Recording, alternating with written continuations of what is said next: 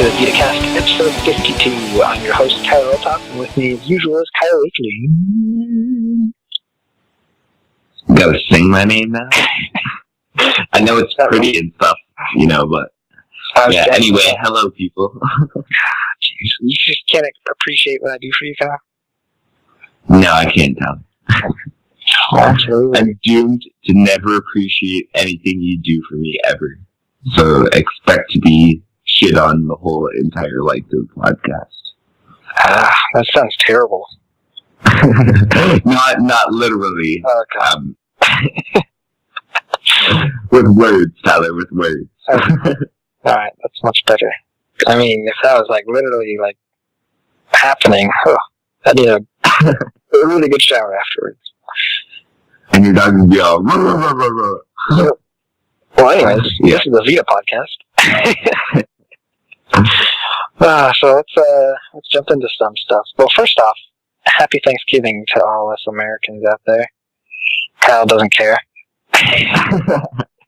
We already had Thanksgiving. It's like, when you guys in America have it, it's like, whatever. We already did that. Been there, done that for this year. Yeah. Well, anyway, it's our turn now. We get to get the food and just enjoy the day, so... Anyways, happy Thanksgiving to all you guys. Hope you have a good Thanksgiving. Yes, happy Thanksgiving, even though it's not Thanksgiving here. You just walk 10 feet and it'd be Thanksgiving for you, right? It's a little farther than 10 feet, but yeah, I could get there in 2 hours. It's not that bad. So. Yeah, not bad. Anyways, yeah, let's jump into what we've been playing. And I've been playing a bit of Tales of Hearts R, getting a little further in the game. I don't know how far I am. Actually, I have it running right now. Nope, cutscene, never mind. I can't tell you how far I am. So yeah, I've been playing a little bit of that. Still diving into some Freedom Wars, and I'm just getting my ass handed to me with some of these levels, so I definitely need to play online, get some help with these missions. Kyle, wink wink. What else have I been playing? I played a little bit of Minecraft over the weekend. Yeah, I think... No, I also played some other games. Pocket RPG, which just came out. And I played a little bit of Aqua Kitty DX. And I think that's about it. Both games were pretty fun, though. I was surprised, actually. But I didn't play too much of either of them. What about you, Kyle? Well, I have been pretty much just focusing on Tales of Hearts R and Second Rank Hero RPG, and I've not done either of them, and I'm well over half, I think, in both of them, so hopefully soon. Nice. Yeah, I'm enjoying both of them, but it's obvious that both of them, for me at least, have their flaws, and just gonna have to kind of come at that from whatever kind of angle I can to kind of, see what's going on and get my way through them. But I'm having fun with them. It's just, they both have something that stands out to me that I'm like, I can't believe now. Yeah. So yeah. Yeah. I'll talk about that more when I get my review done. But as far as enjoyment of the games, I'm having fun with them. So. They're at least, decent enough for that. Awesome. So that's all you've been playing? Pretty much? Pretty much, yeah. I haven't even had a chance to jump back into Freedom Wars or anything. I've only played it the 2 times. The ones that I played before we played, and then the ones we played. So, yeah. Tisk. Well, this kind of more time. This is kind of off topic, but kind of on topic. Kinda. I'm almost done with the editing of the Extra Life videos. I know it's taking a long time, people. I'm sorry. But I think all that to upload is the last Killzone game that we played. But it's 2 hours long because we played every game for 2 hours about. So it's going to take a while to upload. So I'm going to get that done hopefully soon. And then Kyle and I can jump back into some regular lounge playing on Saturdays and make Kyle play other games. Right? Yeah, I guess you could do that. Oh, come on, Kyle. Well, I am getting my 64 gigabyte very soon. It has true. entered my country and cleared customs, so just waiting for it to travel to my house now. And when I get that, I'll have all the games at my fingertips. So you can play whatever you want, Tyler. Whatever you want. Minecraft? Whatever you want that I have, Tyler. And not Terraria? Minecraft. You have Terraria. You can't even say, what are you going to say? Well, I have Terraria, but I don't technically have Terraria. I haven't downloaded Terraria. Get them using a 64 gigabyte memory. I'm not going to have any room. Don't even. You're going to fill it all the way to the room so that there's no room for Terraria. Alright, well, I'll let it slide. You better. Alright, well, let's go on to the reviews that we have this week. There's actually quite a few, so I think we should switch off. You want to take the first one? Sure, we can do that. Yeah, I'll take the first one. So the first one is The Unfinished Swan, which was reviewed by Charlie. He gave it a 3.9 out of 5, and he says, The Unfinished Swan is a delightful game that feels at home on the PlayStation Vita. Although the game is lacking a little in challenge and length, it certainly makes up for it in charm and presentation. The Unfinished Swan is a beautiful game that deserves to be played and enjoyed. Which I really want to get it, but there's just too many games, so I probably won't, sadly. Yeah, I'll probably end up getting it on a sale, but I'm definitely interested in that one now too. So Yeah. Alright, next here is Crazy Market, which was reviewed by Liam. He gave it a 3.3 out of 5, saying, quote, Crazy Market is a fun and interesting game, but is hindered by slight technical issues and the presence of microtransactions, end quote. Yeah, I played a little bit of it. It was entertaining, but not something I would care to jump back into. yeah, I skipped it. Alright, moving on. This one's Freedom Wars was reviewed, and it was reviewed by Tyler, so I'm reading Tyler's review stuff. He gave it a 4.9 out of 5, and he says, Freedom Wars may be another hunting game on the Vita, but it is by far one of the best.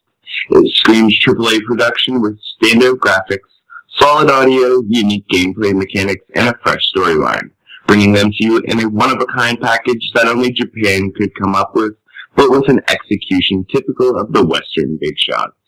If you're going to buy one Vita game this year, this wouldn't be a bad choice at all, end quote. I agree with that Tyler guy. Yeah, I've never heard of this Tyler guy before, but he writes a good review, I guess. Yeah, I guess. Here and there.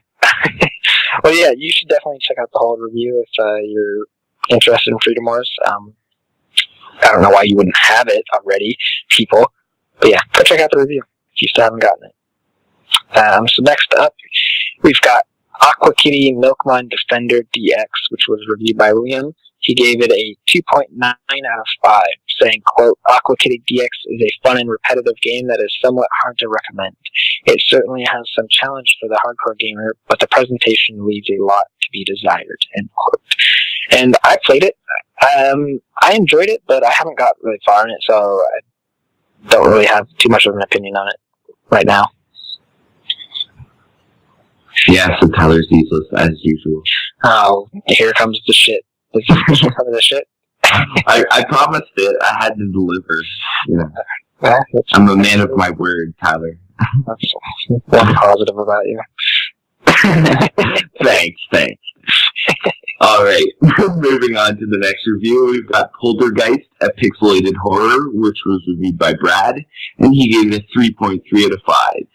And he says, Poltergeist, a pixelated horror, is a fun and clever puzzle game that will haunt your mind.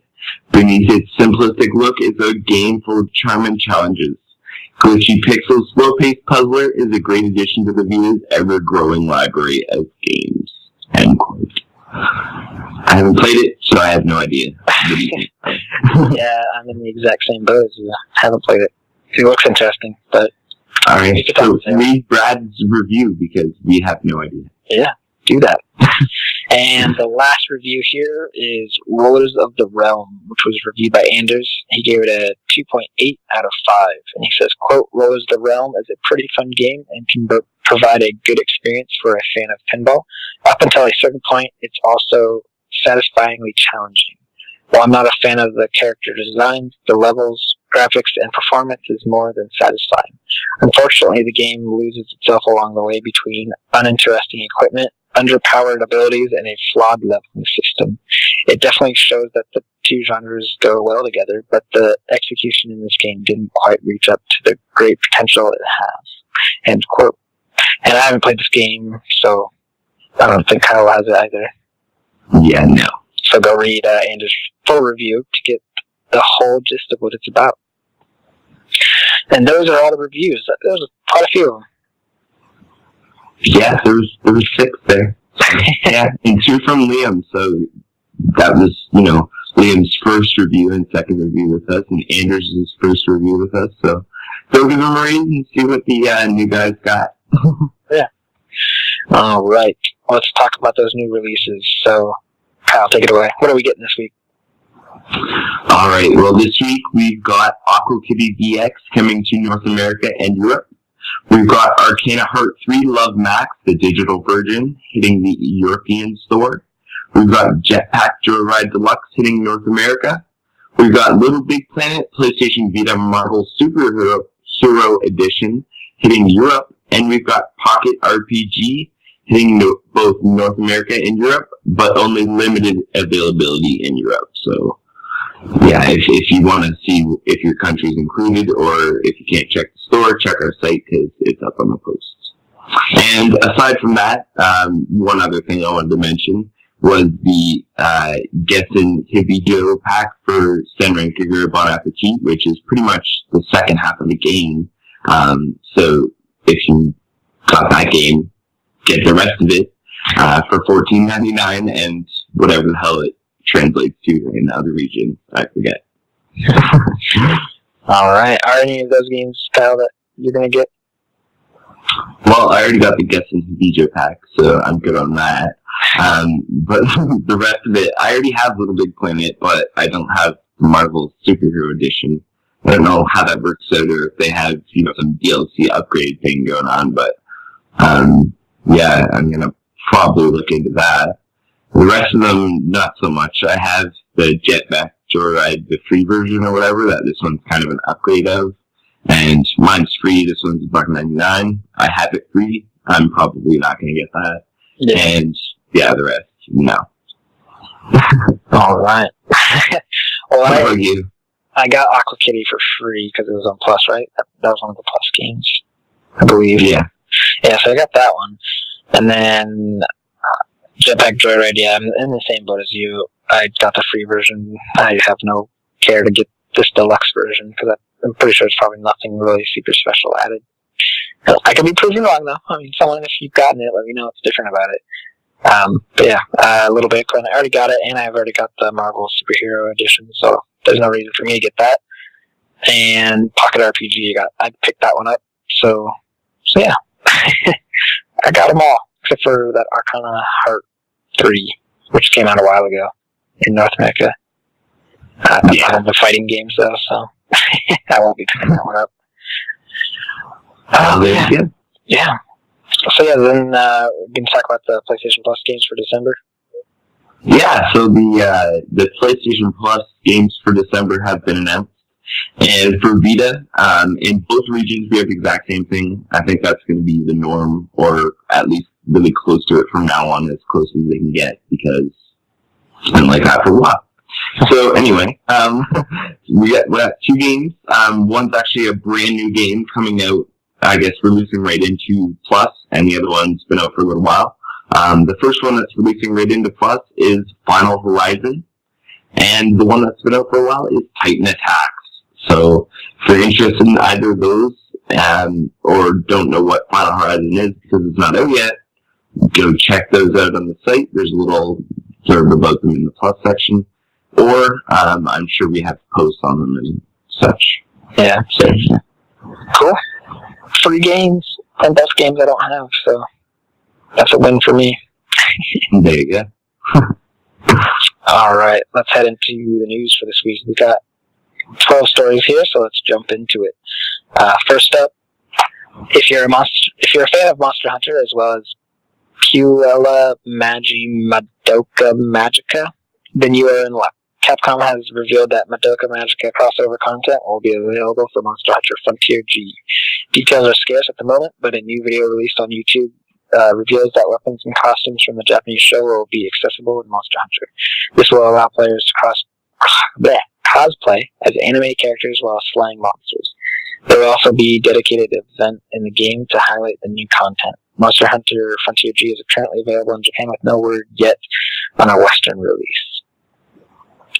Next up, back in October, Samurai Warriors 4 was released in the West, 7 months after its initial Japanese release, and now we have details of a new addition to the Samurai family.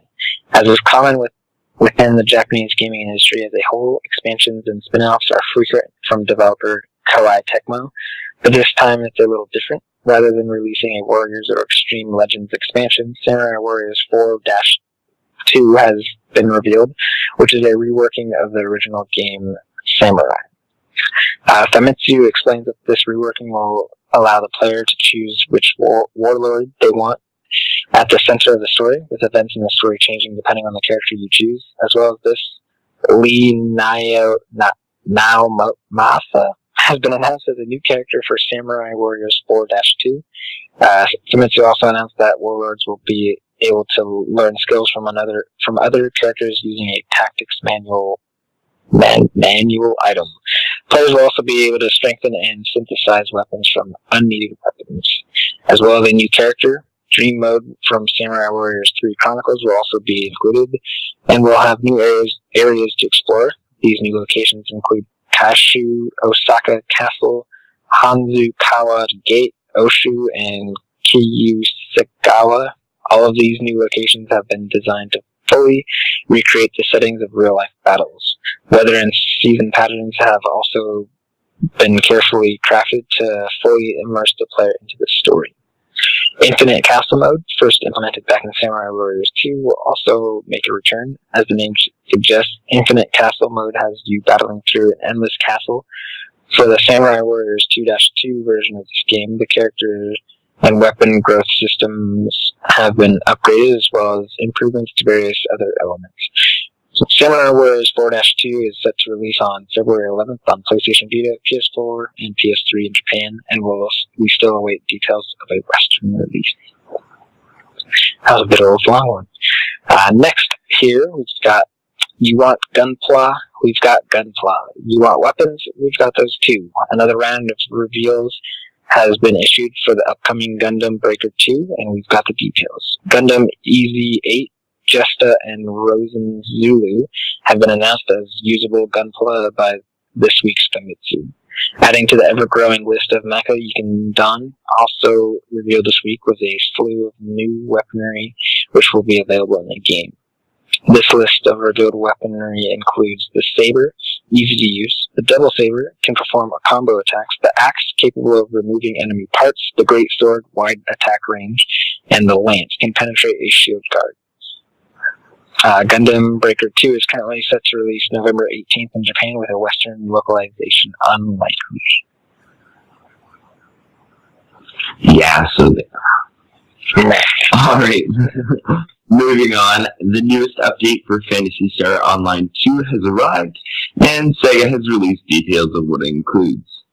A few months ago, Episode 3 added a new planet and new abilities for players, but now we know that this new update includes a new quest and rare weapons, which are known as 13-star equipment. Firstly, let's have a look at the new quest. It's titled The Ultimate Quest and will be accessible to players level 70 or over, so newcomers to the MMO won't have to worry about being made to look silly in an intense battlefield. In fact, it is so challenging that Sega has recommended that players only attempt it when they have a team of 12 players. It is important to note that the level cap has now been increased to 75. The quest revolves around a new boss named Anga Vandurge, who has the ability to strengthen other monsters around it. Be prepared that even without their extra strength, the monsters will be level 80, so will provide an intense challenge even for experienced players. Anga also changes its attack pattern over time, so you have to be extra strategic to take it down. With the addition of extra tough monsters, Sega has also unleashed new weapons, 13-star equipment.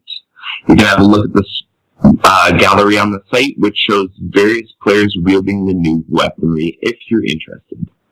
The update is already live in Japan, and of course, we are still yet to receive any word on a Western release for Phantasy Star Online 2, so we have no news on that. Yeah.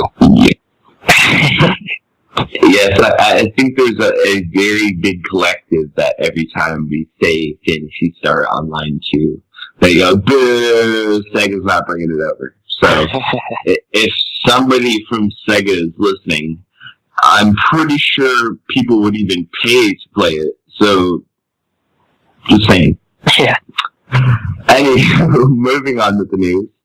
Idea Factory International has announced the Western release dates for Hyperdimension Neptunia Rebirth 2 Sisters Generation, and they're not too far off.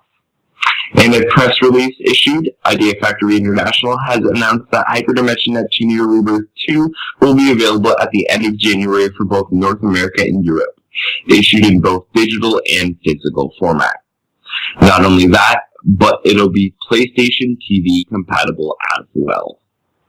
As for what days you'll be able to pick up the different versions, the digital version of the title releases on each region's last weekly store update of the month. That's the 27th for North America and the 28th for Europe. While the physical edition releases Tuesday the 27th for North America and Friday the 30th in Europe. And I don't know. I was going to be like, what? But then you just continue. Go ahead. Sorry. Go on. What? I screwed up, Tyler. Bam. Alright, so this one's going to be kind of a long one, so, yeah, get your drinks or whatever if you are uninterested. Fog recently put out a new press release for its upcoming PlayStation Vita port of Furaki 3, and Jamatsu has been kind enough to translate the written bits, so we know what's up. The latest entry in the Furaki series, Furaki 3, has you tracing around the northern Japanese island of Hokkaido. This enhanced port including new story elements to explore and a brand new heroine to meet. Here's the story premise, copied from Jamatsu's translation, so I don't butcher it. Quote, Chihiro Sakaki is a rookie reporter who's still getting his feet wet. Enamored with the land of Hokkaido, he finally makes his way there in order to participate in the Imiten, a beginner's division that's part of a major contest in the publishing world known as Shinkuten. Considered to be the industry's equivalent to the Olympics, after an article produced for the Shinkuten catches his eye, he finds himself drawn to join the fray, thereby entering the world of publishing. While not without his worries, his excitement at new adventures awaiting far outweigh those other sentiments. Unable to hold himself back with his trusty camera on tow, he hops aboard his trusty motorcycle and heads off in search of the best photo he can take. End quote. As for what you'll actually do in the game, you take control of Chihiro, visiting over 100 areas and gathering information and pictures for his articles.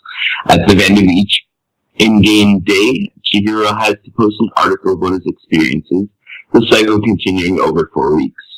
At the end of the 4 weeks, the winner of Imiten is determined and the game ends. Furaki 3's gameplay breaks down into 3 basic parts, again taken from Jamatsu. The first is touring mode, cruise around Hokkaido by motorcycle. A stamina bar is present in the lower right portion of the screen that you have to heed to, lest you're made to end your day early. Nevertheless, you are freely able to decide what routes to take, with diverging roads appearing on screen as they travel along the island. Next up is Adventure Mode. Investigate the sights and sounds of Hokkaido, both famous and obscure, as you talk with natives from the area, other tourists, and the game's heroines, as well as take photos for your article. Locations that you can scout out at each spot can even change across visits to them. And last is Camping Mode. At the end of your day, it's time to camp out somewhere and run your article online. After writing your piece, which is driven by menu choices that you make, you can choose to attach 2 pertinent photos and then upload them online. From there, you'll be able to view how readers have taken to your work, providing insight to your ultimate prospects at winning the Imiten. During this stretch of time, you may also find yourself hanging out and partying with other campers in the area. Frankie 3 is due in Japan on February 19th. Alright. Let's continue the news. Next up, this is kind of old news, but you need to do it, especially if you love Minecraft. So, 4J Studios has released the Halloween texture pack for Minecraft PlayStation Vita Edition on the PlayStation Store. 4J Studios at 4J Studios on Twitter said, the free Halloween texture pack is now available on all Sony platforms just a little bit early for Halloween 2015. Winky face. So, get it while you can. So yeah, it's on the store right now. Just go download it. It's free. There's no reason for you not to, unless you're Kyle and you don't even want Minecraft. So then it would be pointless for you to get it. Alright, next up, this month's V-Jump magazine has revealed new details about Bandai Namco's upcoming game, Digimon Story Cyber Sleuth. First on the reveal docket is the fact that Omnimon will be appearing in the game as a prominent figure. The mega-level Digivolution combination of Agumon and Gabumon's final forms, Wargreymon and Metal Garurumon. Omnimon appears in dialogue scenes alongside the protagonist Nokia, a sign that her pals are going to have to make that evolutionary jump sometime during the game. Also revealed is a new character by the name of Goru Matayoshi. Goru is a detective who is pursued by malevolent hacker groups, two of which are revealed to be Zakurin and Demons by name. The leaders of these groups, Faye and Jimmy Ken, respectively, appear in the game as part of the side quest that the player can choose to complete. Lastly, it has been noted that the DigiFarm and DigiLab options are set to return from previous games and will be working more or less as they have before. The DigiFarm is where Digimon can be deposited to bolster their stats with specialized training, and the DigiLab is a place where players can swap out their partners or control their evolution, de-evolution, or Digivolution, as it's called in the game. The lab is also hinted to be home to a familiar character, though just who it is hasn't been revealed. Digimon Story Cyber Sleuth is set to release in Japan during the spring of 2015. Keep checking TVO for all your Digi news. Hopefully that gets brought here, because the game looks really interesting. So yeah, that's one of those ones that I think there's just enough people to get it over here, and then once people play it, it'll just kind of spread. I think it's one of those games that looks good enough that, word of mouth will drive sales over here. Yeah. So yeah, bring it over. Yes, do it. Confirm it. Alright. Next up, we get a better look at the upcoming Sword Art Online sequel, Lost Song, with the release of some new details. First up, we've got the details on the new base city you'll be visiting, the city skyline, the Sky City line. I said that backwards. It's populated with the usual base city shops such as Liz's Workshop and the Terra Inn, as well as a portal in place of the teleportation stone of Einkrad. Liz's Workshop is now your go-to place for weaponry. The Inn will now be your go-to location for getting quests, and the city portal is your means of getting to each of the game's floating islands. Next, it was confirmed that the game will support 4-player online multiplayer, not ad hoc, where players can pick their characters and participate in cooperative quests. On that note, it was also confirmed that Yui will not participate in any sort of battle this time either. That's all for now, but Sword Art Online Lost Song is set to release March 26th in Japan with no news on a Western localization, but we're pretty positive we'll be getting it, so yay. Yeah, and that's 4-player online. I'm down for that. Oh yeah, we need to play that game together. Yeah. We need to do that Sword Art Online bro. Just go full on bro down in there. Be on there for like 400 hours. People be like, that Kyle and Tyler guy are coming, we better hide. Good times. Alright, moving on to the news. Marvelous have released full details on the 5 new characters that will be making an appearance in Senran Kagura Estival Versus. So, we brought you news of the 4 of the characters back in September, and now we have a more in-depth look at 5 characters below. Continuing on. First up, we have Ryoki. Her death day is listed as July 26th. She's 17. She doesn't have a blood type because I guess she has a death day, and I know we've talked about this before, but she was brought back from the dead, so yeah. She's 171 centimeters tall, if you care about that, and her three sizes are 94H, 55, 89. Her interests are her sisters, and her favorite food is eggplant and cucumbers. She's voiced by Kikuo Inuo? I don't know, something like that. Ryoki is Ryobi and Riona's older sister. She was killed in the past battle against the Yuma, but has now been revived in time for the Kagura 1,000-Year Festival. Alongside her shotgun shield, Ryoki uses the coffin she was buried in as a weapon. Having not been brought back from the dead completely, Ryoki takes pleasure from hearing Buddhist sutras being told, which is kind of a weird fact. Next up, we have Sayuri. She was born January 1st and is 81. This is the leader, I guess, of the faction and the grandma, I guess. She has blood type B, is 155 centimeters tall, and if for some reason you care about her three sizes, she's 75B, 60, and 69, because you're a creeper. Her interests are travel and fashion, and her favorite food is rice cake stuffed with bean jam because she's an old lady. Sayuri is voiced by Ryoki Suzuki and is both the wife of the Hanzo Academy's founder and the grandmother of Asuka. Sayuri is a powerful woman, strong enough to put even Hanzo in his place, who has a soft spot for her granddaughter. Recently, Sayuri has been traveling all over the country as a priestess for the festival with the Mikagura sisters. At one time, she was the target of Kurokage's affections. This caused numerous altercations between Hanzo and Kurokage in the years gone by. Next up, we have Renka.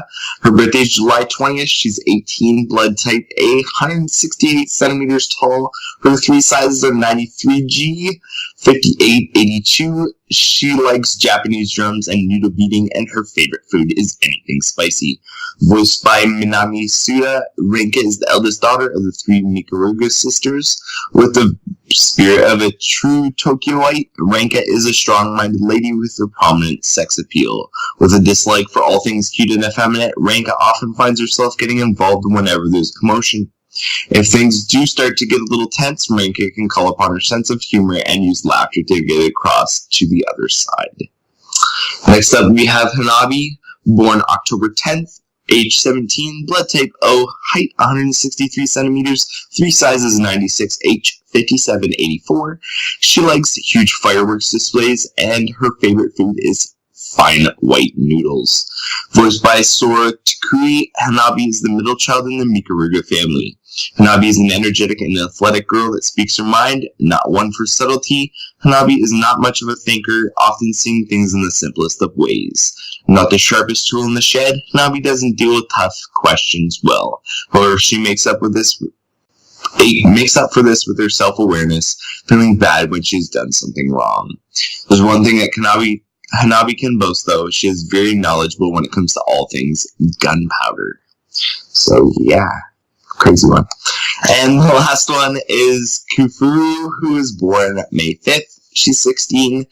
Blood type B, 152 centimeters tall, three sizes, 73C, 52, 60. Her interests are studying, and her favorite food is choo-choo ice.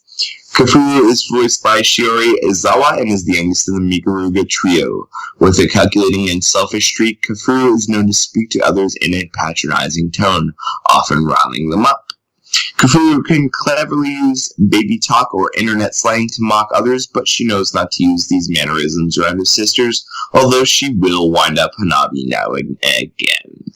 Due to release on the PlayStation Vita and PlayStation 4 on March 22nd in Japan, keep an eye on the Vita Lounge for all things Senran Kagura Estival versus.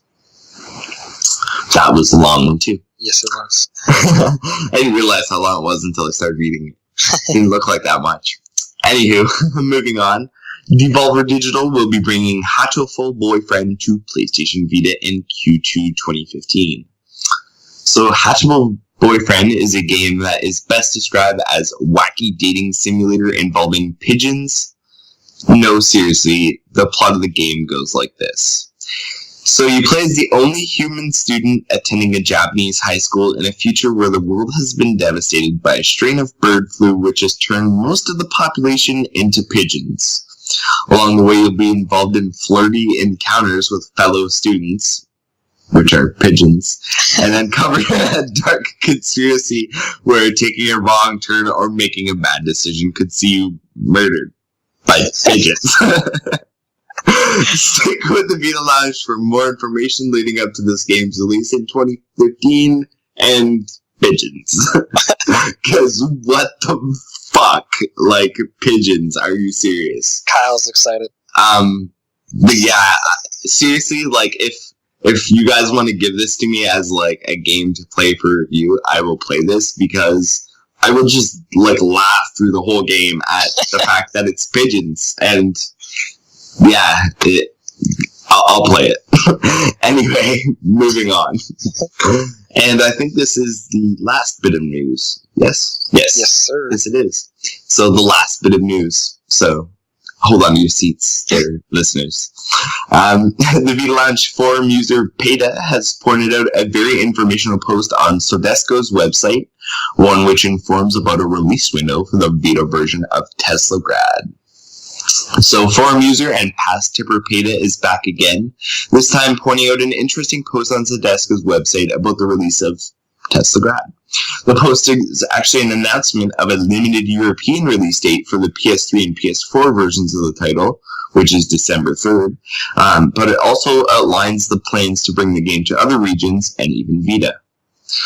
Looking at the very informative and clear chart, which there's a copy of on the site if you're interested, it appears that the Vita version of Teslagrad is currently set to be a worldwide digital and physical simultaneous release in early 2015.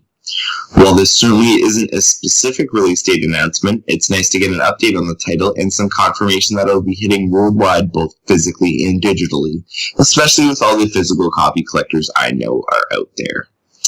So you heard it, folks. Teslagrad is scheduled to hit PlayStation Vitas everywhere sometime in early 2015, and that's the news. Whee! Yes, Tyler, we just finished the news. Whee! And Tyler has lost his mind. Alright, I'll stop.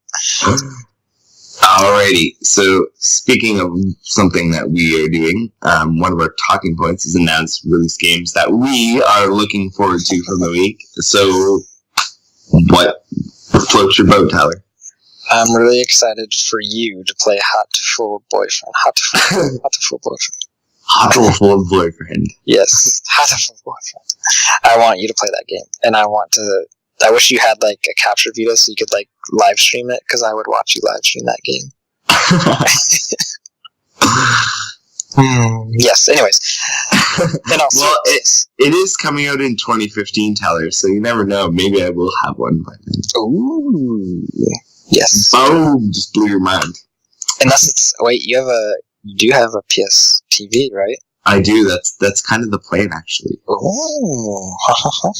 Anyways, I'm also excited for more news, and hopefully it being localized, is Digimon Story Cyber Sleuth. That game looks really interesting, like we were saying earlier, so bring it on over.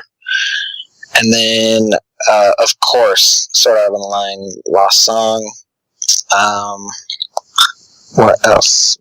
We didn't talk about it, but I just thought about it.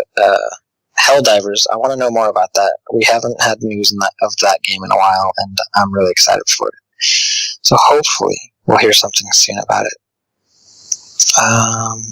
Yeah, what about you, Kyle?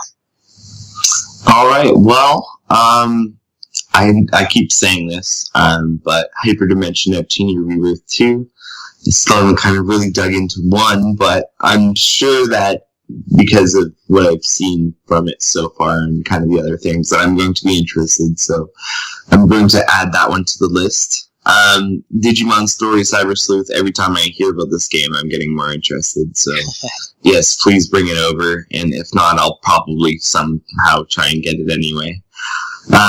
Sword Art Online last song. Another one. Please bring it over. Like, it's sold ridiculous. The West likes it. Just give us our game. Samurai Kagura SMO versus, same thing. We got Dekamori Samurai Kagura Bon Appetit, as it's called over here. We got Shinobi versus. I bought all the DLC. Just bring it. we want it. And yeah, I'll play Hato Full Boyfriend. I'm down for that. Yeah. I'd do it just for laughs, and I would live stream it just because it would be friggin' hilarious. And yeah, so bring it on. Also, I don't know what it is, but that for Reiki 3 game kind of looks good to me. I think it was Lester, don't quote me on that, but said they didn't like the juxtaposition of anime characters in like real life situations. Like, one of the screenshots that it shows there is like looks like a pond or like hot spring or something like that, and there's an anime girl sitting in like a real life hot spring. So like, there's an anime girl, and that's anime, and like it shows like the distortion in the water, but other than that, it looks real. So it's kind of a weird artistic choice, and I actually kind of like it. So that's what kind of drew me in, and I probably otherwise wouldn't really have looked twice. But I don't know. I kind of want it, even though I probably can't read it well enough to play it, but I'd try anyway. So yeah, that. Yeah, I think that's pretty much it for what we've mentioned. But yeah, as you said, there's a lot of games that we haven't heard a lot about. Like, I mean, if you look at my list of games that are supposed to be out before the end of 2014 on the forum, it's like, huge. And we haven't heard anything about any of these games. And there's like 4 games coming out in December that we know of. And I know there's going to be more than that, because, I mean, when do we ever have a shortage of Vita games coming out anymore? Right. So, I mean, but they don't tell us anything, so we have no idea what's going on. There's all these games, and yeah, I don't know, whatever. Busy. Yeah, pretty much. I'm looking at my Vita right now, and hold on, I got 1, 2, 3, 4, 5, 6 folders, each with 10 games in them that I still need to play. Like, not even a joke. Oh, Tyler. Oh. There's games on here I've never even played. Like, I haven't played Futuridium. I haven't played Jet Car Stunts. I haven't played The Hungry Horde. I haven't played Loose Trousers. What else haven't I played? I haven't played TXK. I mean, it's ridiculous. I know your pain, Tyler. I have like 30 games that I want to play that I haven't had time to play, and then I have like 30 more games that I need to play that I've started, and then I had to move on because of whatever. So yeah, I know your pain. This is not cool, and I hope I'm sure there's going to be a little bit at least of a lull around Christmas for games. But I need time. Oh yeah. Yeah. All right. Let's move it along. Let's go to I believe the listener mail.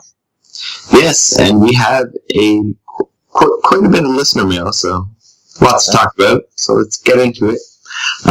First up is from our crazy listener Gasper, who wrote in before and wanted to replace Tyler, and I'm still thinking about it. So, oh boy, better behave, Tyler. He says, "Hey, it's me again. I want to know, what was the strangest penalty you got on Freedom Wars? I only played the game for like 2 hours, and I already got 20 years of silence of 10 or more seconds in a conversation, basically unproductive activity, and 20 years for walking more than 5 steps inside my own cell without a permit to do so. And you?" I think the one that made me laugh the most was I was walking to do like a mission or something, walking towards somewhere. I don't remember. I was walking somewhere, and I passed a citizen I got too close to them, and it brought up the whole thing. It was like, boom. It's like, you got too close to a citizen. 50 years have been added to your sentence. And I was like, what? So I was like, well, looks like I need to stay away from all the citizens. Yeah, I was not expecting that one. That one made me laugh. I don't know if you played it enough, Kyle, to really experience too much of it, but is it? I experienced one. Oh, tell us. Okay, so I'm not very far in the game, but I did start playing, and right after I started playing, I was like, what's this bed for? So I lay down, and it was like, meh. I forgot how many years it gave me, but it's like for sleeping without permission or something like that. And I was like, oh, what the hell? Like, no, it wasn't even sleeping without permission. It was lying down. So I guess I could sleep without permission, but I couldn't lie down and sleep without permission. So Nice. Yeah, that's the one I got. And I also got that stupid 5 steps inside my own cell, and that kind of, I was like, what the hell? This stupid friggin' system giving me shit for 5 steps inside my own cell. But yeah, I think everyone kind of got that one because that was right at the start. Oh yeah, I think so. Yeah. Anywho, so yeah. Yeah, so I hope we answered your question, and thanks for your mail again. Moving on, this one's from Marty, and that's at Gus_888 on Twitter. And he says, are you getting more games for your Vita or other consoles this holiday season? I'm getting more games for the Vita. I have not been buying like any games for the console, so although I don't know what I'm going to be buying for the Vita, but I'm sure I'll buy 1 or 2 games here or there. Depends how I feel and how the deals are. This Black Friday, I'm going to have to look, because if there's a game I want, oh boy, I'm buying it, even though I don't need it because I've got too many games already. But yeah, the Vita definitely wins for me. What about you, Kyle? Yeah, I think it's probably going to be Vita wins for me too. There's about a dozen games across PS3 and PS4 right now that I want, but most of them are either too expensive, those $70 games or whatever the hell with tax, or I don't know, not feeling it right now. I know I want to play it, but just not feeling it. Yeah. So I doubt I'm going to get very many. I'll probably get like maybe 1 or 2, and I'll probably end up buying those myself. So it'll probably be my choice to get them. And the rest of the stuff I'll probably end up getting probably be Vita stuff, because I know there's tons of Vita games I want, and they're cheaper. So that's kind of just easier. So yeah, I'll probably end up getting more Vita stuff just because there's more of it that I want, and it's cheaper. Yeah, what about you, Marty? Why don't you tell us what you were going to do? Yeah, damn it. What the hell? But thanks for the question, Marty. Yeah, thanks very much. All right, moving on. This one's from Shea Batty at Bergster30, BERGSTER 30 on Twitter. And they say, has there ever been a Vita game that you never expected to like, but were surprised after playing it? Oh boy, I had an answer. And by the way, Kyle, this is a girl. Yeah, I know. But I corrected myself. Reading Bergster screwed me up for some reason. I know there's somebody else who has like a handle like that. Yeah. I had an answer earlier when I read this, I think last night when we were going to record. I was like, okay, I got this answer. And then now that we're here, the question's been answered or asked. I cannot think of it. So can you think of one while I think for a second? Well, I should have come back to this, because just like you, I had a couple that I had, and now I lost them. But the one that I did hold on to, and that kind of, I guess, shouldn't surprise most people, but kind of surprised me, was Gravity Rush, because I played the demo and I was severely unimpressed. I played it and I was like, man, I don't really want to play this, whatever. And that was back when I didn't have Plus, so I couldn't get it for free, and I would have actually had to buy it. So I was like, yeah, screw that. And then I got Plus, and I got it for free because it was on Plus for free back when I got Plus. And I was like, meh. One day I was like, meh, I'll play it. So I started playing it, and I was like, holy shit, this game is good. And I played it all the way to the end, and I platinumed it, and I bought the DLC because I didn't pay for the game, so I kind of felt like, $4 each for these DLCs, $12 for a game I didn't have to pay for. That's cool. So I bought those, and I 100%ed those. So yeah, I guess you could say I really, really like the game. And I should have trusted everyone when they were like, you should play it. The demo is, not representative of the game or whatever. But yeah, I really enjoyed it. So that's my one that I know for sure. I was actually really excited for that game when I saw it first announced and whatnot, but yeah, that's just me. Okay, I thought of two actually while we were sitting here. So thanks, Kyle, for wasting time. The first one would be Murasaki Baby. I'm not into touch games, like really at all. They kind of annoy me, and it was actually kind of unique and fun to guide this baby around this dangerous, unique-looking world and just continue her journey. Although I haven't beat it yet, I need to. Too many games popped up. But I enjoyed it when I played it, so hopefully I can finish that game pretty soon, because I don't think it's really that long of a game either. So no, it's not supposed to be very long, so if you go back, you probably finish it in one sitting. Yeah, I needed to do that. And then this one, Kyle's going to be happy about, because he's the one that got me to finally buy this goddamn game. Soul Sacrifice Delta. I loved the first one, so I should have known that this one would have been a good one, but I just didn't feel like it was going to be anything different. I was going to be like, I'm going to buy this game, they're going to have a couple of missions added, and I'm just going to be like, wow, seriously, I wasted money on this game. But no, there's a lot to it, and it made me love the game all over again, and I was really happy that I got it on sale, and that Kyle finally convinced me to buy the game. So yeah, I'm sure there's one other one. Those weren't the games I was thinking of when I first read this question. There's another game. I cannot think of it. So maybe I'll randomly say it at the end of the podcast or something. I don't know. I got a couple more, so you might have time to think of it. Oh, go for it. A couple more came back to me. So the first one is The Amazing Spider-Man. Nice. The game isn't very graphically impressive at all. It looks kind of PS2-like and even worse than PS2 in some areas.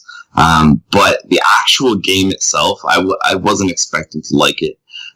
Most movies that are based on, or games that are based on movies and stuff that's adapted from media like that is kind of rushed usually and kind of, I don't know, it just seems really cheesy when you start playing, and I just go, and put it down, and I never end up playing it again.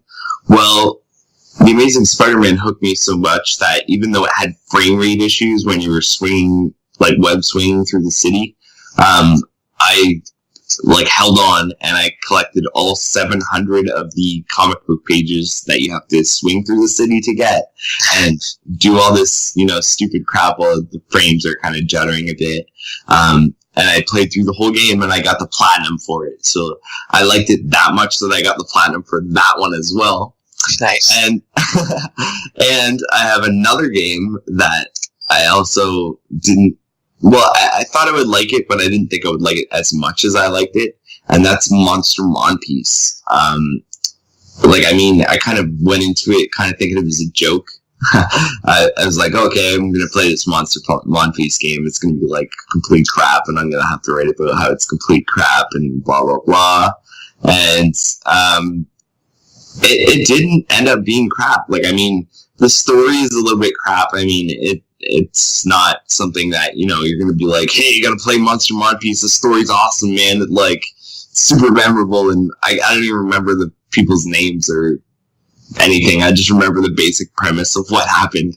But the actual gameplay itself with the cards and the online, if you get into the online with some other people, is really cool. So I really enjoyed the whole building your deck and fighting with the deck and the other different things. There was a couple things that nagged at me a little bit, but other other than that, I found it a really good game, and I liked it a lot more than I thought I would.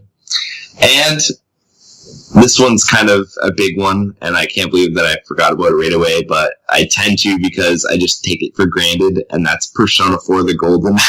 I wasn't an RPG person. I was never, one of those people that like played Final Fantasy or like any of these games.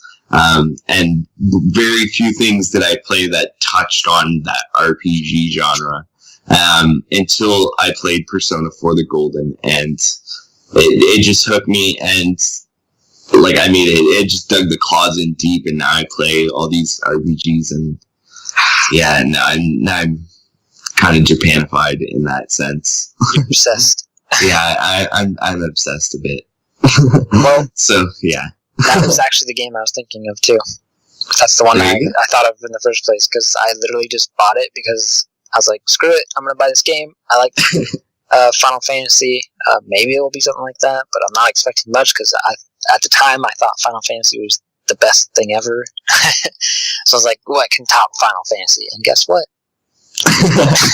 Persona 4 can top that. So yeah.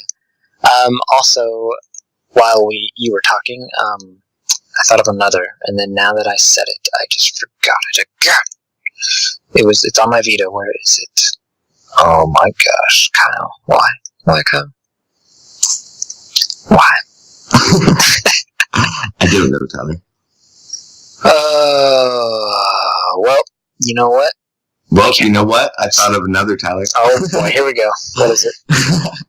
Alright, this one's not too much, because I mean, I didn't play too much of the single player, so I can't say how much it grates on me, but when we played Nidhogg, that was friggin' awesome. So, as simple as that game is, like, I mean, it brings me back to the whole dive kick thing. I thought, when we were going into dive kick, it was going to be fun, but I didn't think it was going to be like that fun where you got to like come back and play it. And it's one of those games that I've gone back to and just like sat there for hours and just like the most simple controls and just played the game for like hours at a time. And I think that's one of those games that if I was playing against somebody, I would just keep coming back and playing it, because we like laughed our asses off. Oh yeah. And like when you get the rest of the videos for Extra Life Up, you'll be able to see it was friggin' hilarious, and it was awesome. And yeah, Nidhogg's awesome.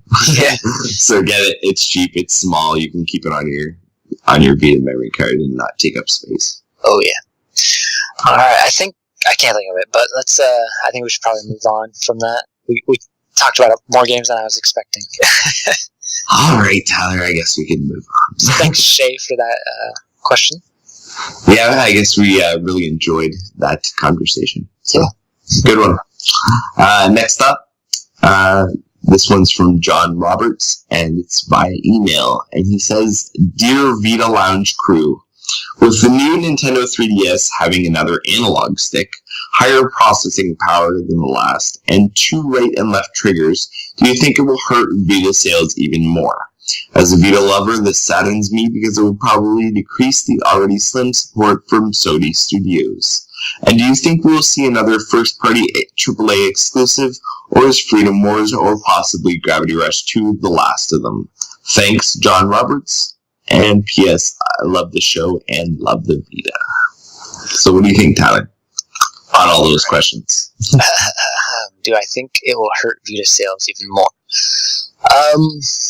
I'm sure it will do a little bit of damage to it, but in the end, I don't think so. I think it's doing pretty well in Japan, the Vita. And yeah, I mean, the people that are Nintendo fans are going to jump on board of that, and it could possibly bring it down a bit, but I don't think it's going to be too drastic. What else did he ask? And this saddens me because it will probably decrease the already slim support. I don't think however the new 3DS does, I don't think it's going to affect anything that Sony does. So I don't know how those two would connect. To me personally, I think Sony is thinking about its own things right now. So hopefully, whatever 3DS does, if it starts doing really well, Sony would be like, "All right, we need to step it up," and they would bring out some more stuff. So, do you think this will see, or do you think we will see another first-party AAA Vita exclusive? or was Freedom Wars and possibly Gravity Rush 2 the last? I don't think so. I want to I want to stay positive and say that we're going to get more than just possibly Gravity Rush 2. But we haven't heard anything with this thing happening in Las Vegas. Pretty soon, the PlayStation Experience, I think it's what it is. It's very unlikely that they'll announce anything Vita related that's exclusive, but fingers crossed. Maybe they'll say, guess what? The Vita's getting something you guys never knew about. Be excited. But I don't know. What about you, Kyle? All right. Well, as for whether I think the new Nintendo 3DS will hurt Vita sales even more, I don't think it really hurts Vita sales. I mean, Vita and 3DS are kind of two completely different markets. As much as you want to say they're both handhelds and they're competing in the same space, they really kind of appeal to two different, people, two different subsets of people. People who are going with the 3DS are the people who kind of like Nintendo's exclusives and, well, actually, let's not get into the people who like what, and because that's too general, I guess. Let's just say that it's two really different kind of markets, and just because somebody has a 3DS or likes 3DS doesn't mean they're not going to like Vita, and vice versa. And in the same kind of space, just because a new Nintendo 3DS comes out doesn't mean it's going to affect Vita, because it's kind of two different markets. So it's not like it's taking away from their market when they update their hardware, I guess, and software. So no, I don't think it will hurt it even more or at all. And I don't think it will have anything to do with the support from Sony Studios. I don't think it's going to change a thing that Sony has to do with anything. So yeah, I don't know what that has to do with anything. But do I think we will see another first-party AAA Vita exclusive, or is Freedom Wars and Gravity Rush 2 possibly the last of them? I think that depends on how kind of things play out. Let's put it that way.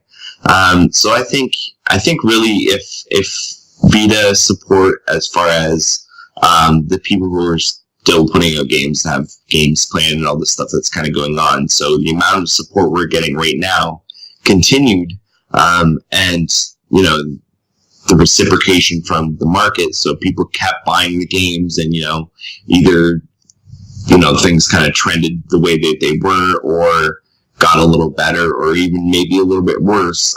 As long as it stayed kind of within a certain range, I could see them putting out something else. Like, I mean, I don't think it would be a priority, but especially if nobody else was doing it, and then somebody else went, hey, we should make a AAA Vita exclusive, and they brought one out, it would probably sell big because of the fact that nobody else is doing it. So even if you create a market where there isn't any, it creates something that might draw one in, if you kind of understand what I'm talking about. So I don't think necessarily it will be the last of them, although I think we're at a point where they're going to be few and far between no matter what happens, unless all of a sudden, they cut the Vita price in half and start running ads.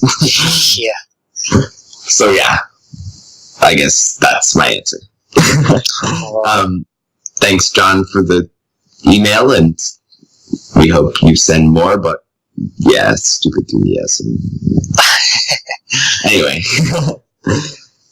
that's all we have to say about that one, Tyler? Yeah, I turned my 3DS on yesterday and downloaded Super Smash Brothers, and I'm playing my Vita again. Dude, I don't even know where my 3DS is right now. That's how much I play it. Like, it's sat so long, I know I moved it somewhere, and I have no idea where I moved it. It's somewhere in my room somewhere, I have no idea. Which one do you have? So, it's a red, like, just regular 3DS, like, not a XL or anything. I gotcha. I've got the Legend of Zelda 3DS XL. But I don't play it at all. Yeah, back to Vita goodness. Yes. Yummy. Our last question, I guess, two kind of. Here from Marcos Codas, I guess that's his name. And that's at Marcus Codas, Codas for the last name, on Twitter. And he says, why do ports of mobile games cost so much on Vita, and should they? Okay, so why do they cost more?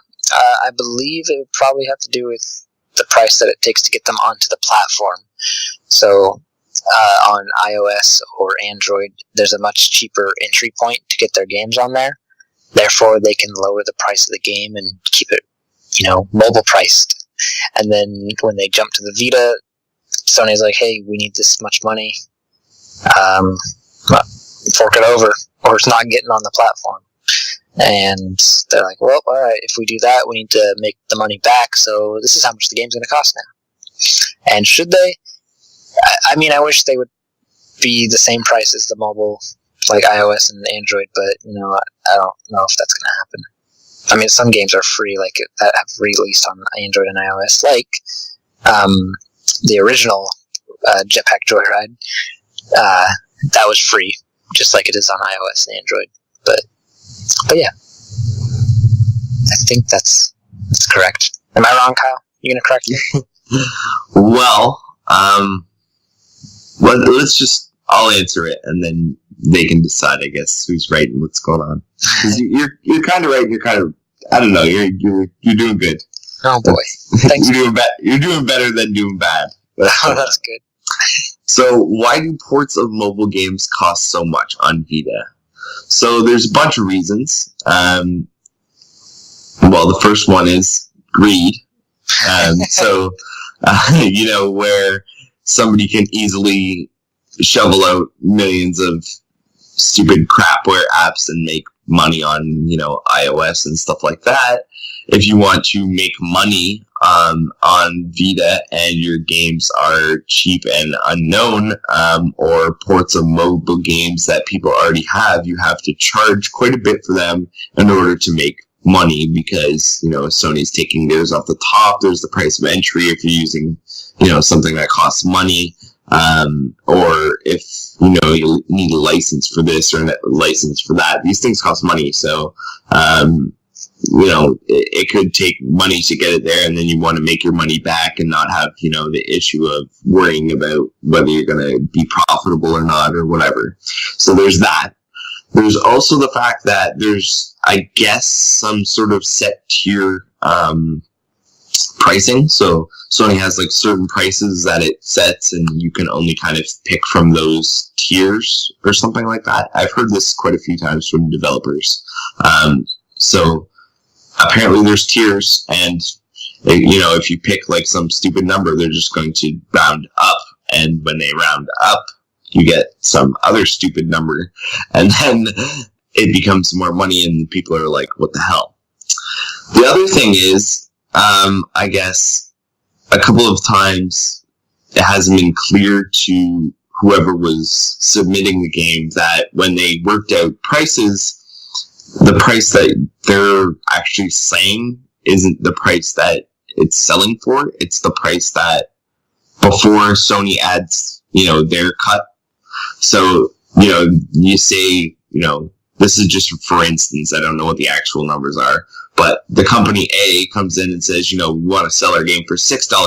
Sony goes, okay, well, by you saying $6, that means you want $6, and we get a cut too, so we're going to add $3 onto that and sell it for $9. And then when it comes out, it's $9, and they're like, what the hell? We wanted it to be $6. And they're like, well, we added our money, and that's what it came out to. So that also happens. And the other thing is, I think, just sometimes when they're actually, doing these things,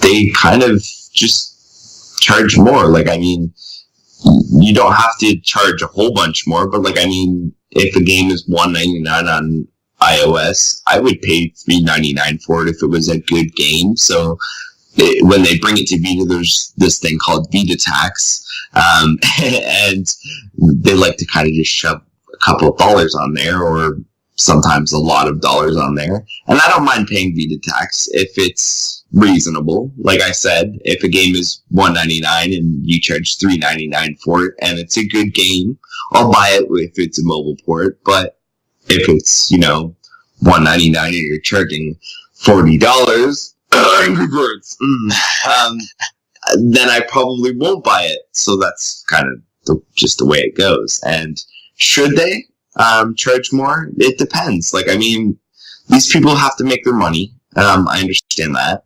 But at the same time, us customers don't want to be gouged. So you guys got to kind of think about, that nice middle ground. So, if a game is $1.99, don't make it $40 or some ridiculous amount. Think what's reasonable and, what's comparative, and try and get us a price, whether you have to talk with Sony and say, okay, listen, what number do we have to give you to get to $4 when it goes to the people, or whatever it is. I think it needs a little bit more planning and kind of people being a little bit more reasonable with the requests and a little bit more clear with the requests. So, yeah. I guess that's it. There goes Kyle outdoing me. I like to talk a lot, Tyler, yes. Like to hear your own voice. Yes, yeah, I think so. I like the other people to hear my voice too, Tyler. It's soothing to the people, Oh, yeah. Alrighty. Alright, so that's all our questions? I think so, unless something popped up. Has something popped up for you, or? No. No? Alright. Thank you, Marcos, for that. Yes, thank you very much for everybody who sent in stuff. We like to hear from you guys, and we like to have something to talk about that you guys are interested in. So send us your stuff at podcast@thevitalounge.net, and we'll get back to you on the podcast. Oh, I have a mission for you guys. I just thought of this. Boom. All right. So, people listening, your mission, if you choose to accept it, is to send us what you're planning on getting for Black Friday. So, on the next week's episode, we can see what you are planning to get, whether it be TVs, gaming consoles, Vita games, anything. Just let us know what you're planning on getting. Or since it's actually, right now, pretty much tomorrow, tell us what you got. So if you got something, that's cool too. Tell us that. Yes. Let us know what you spent your hard-earned dough on. Let's see how many we get. All right. So, yeah. We're going to check this out, and it's you, Kyle? It is me, Tyler. What are we going to check out?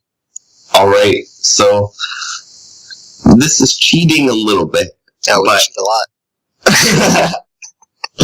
I know we do, but I think it's because we've talked about so much, Tyler, and yes. So it's hard to cut through all this stuff that we've talked about and get to something new and something fresh for these people that listen to us. So I think that's our main issue with cheating every once in a while on these recommendations. Anywho. So, moving to me cheating on these recommendations, I want to recommend something that's on sale this week, and something we have recommended before, and that is Soul Sacrifice Delta, like Tyler was talking about. So, in North America right now, it is regularly $35.99. However, it is on sale for $17.99. And if you have PlayStation Plus, it's on sale for $14.39. Oh, so, that's ridiculous. I think that's even cheaper than Tyler got it. It is. I got it for $17. So there you go. It's even cheaper than Tyler bought it, and Tyler bought it on sale. So if you want a great game, there you go. Time is now. Yeah. And this one too, most people will probably have it because of PlayStation Plus. However, Rayman Origins is on sale for $13.29 if you have PlayStation Plus, $18.99 if you don't, and it's regularly $26.99. And Rayman Legends is on sale for those same prices, although I can't personally recommend that as I haven't played it. So it's just as good. There you go. So Tyler says it's just as good. There you go. Three great games on sale right now. And also look for Black Friday sales on Friday because I'm pretty sure they're coming. So there you go. Awesome. Some great stuff to check out. And let's check out of this podcast. Sounds like a plan. All right. So all the news stories we talked about, you can find on the VitaLounge.net. We're all on Twitter. Just look up at the Vita Lounge. I'm at Mr. PSVita Reviews. Kyle is at Teflon Tactics. We're on Facebook. Just search the Vita Lounge. We're on YouTube, youtube.com/loungeplay. We post up lounge plays, and our extra life videos should be going up pretty soon. Like I was saying earlier, I've got that one video of Killzone to go up, so hopefully I'll get that done pretty soon. It's going to take a lot of my time. It takes YouTube is just ridiculous. It takes 3 to 4 hours to upload the video. So, and my internet sucks when I'm uploading videos, so I'm just I'm just going to sit here and do nothing for 3 hours. But, anyways, go subscribe to that. Go join the forum, thevitalounge.net/forum. Sign up, join the conversation, introduce yourself. Lots of gaming talk going on in there and whatnot, so go join it. We're on iTunes. Subscribe to us, let us know how we're doing. And, yeah, we are out of here. Bye. Oh, later, guys.